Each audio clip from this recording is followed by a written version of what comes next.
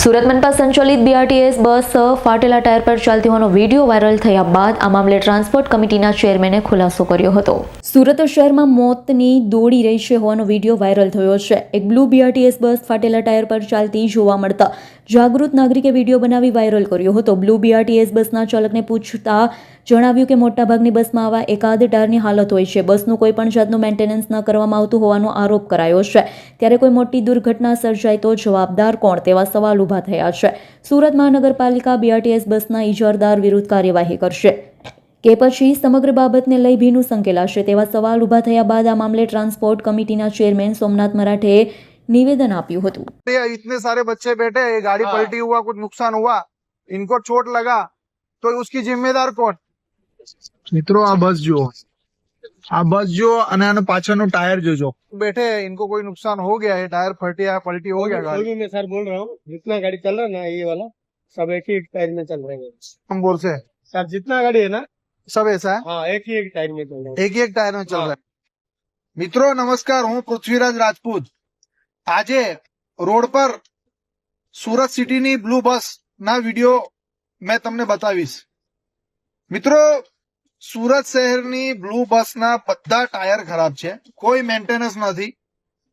મને એવું લાગે છે કે મોટા અધિકારીઓ, મોટા રાજનેતાઓ જેમ તક્ષશિલા હરણીકાંડ થયું એવું કોઈ કાંડ થવાની રાહ જોઈ રહ્યા છે। મિત્રો તક્ષશિલા અને હરણી કાંડ જેને કર્યા છે એ લોકોને અત્યાર સુધી કોઈ સજા નથી થઈ। જેના વાલી વારસાઓ એમાં મૃત પામેલા છે એમને અત્યાર સુધી ન્યાય નથી મળ્યો ને આ લોકો આની બીઆરટીએસ બસ હોય કે બ્લુ બસ હોય એમાં પણ આની રાહ જોતા હોય છે, પણ કઈ વાંધો નહીં, હવે જોઈ લઈશું। નમસ્કાર, સોમનાથ મરાઠે, પરિવહન સમિતિ ચેરમેન, સુરત મહાનગરપાલિકા। મારુતિ કંપનીની એક બસની ટાયર બાબતની જે ફરિયાદ અમને મળી હતી અને એનો જે વિડીયો વાયરલ થયો છે એની સ્પષ્ટતા કરવા માંગુ છું।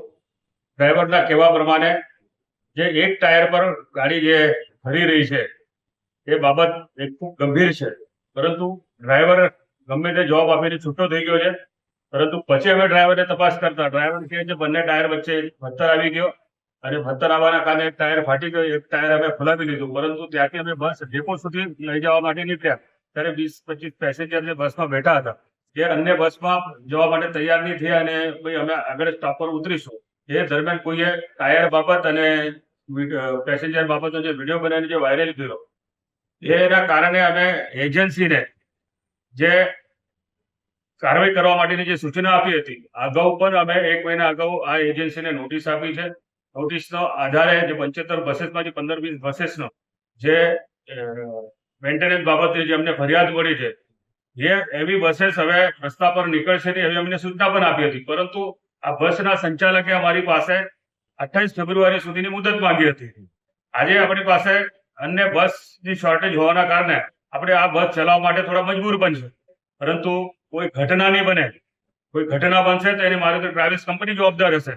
તો આવી સૂચના પણ અમે આપી છે અને કદાચ આવી કોઈ પણ હવે આ લોકોની બેદરકારી દેખાશે તો એમની ઉપર પેનલ્ટી તો થશે જ નહીં। અગર કોઈ ઘટના બનશે તો તમામ બસ અમે એમની સસ્પેન્ડ કરી દઈશું, એવી અમે સૂચના।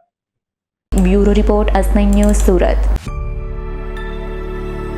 અમારી તમામ માહિતીથી અપડેટ રહેવા માટે જોડાયેલા રહો S9 ન્યૂઝ સાથે।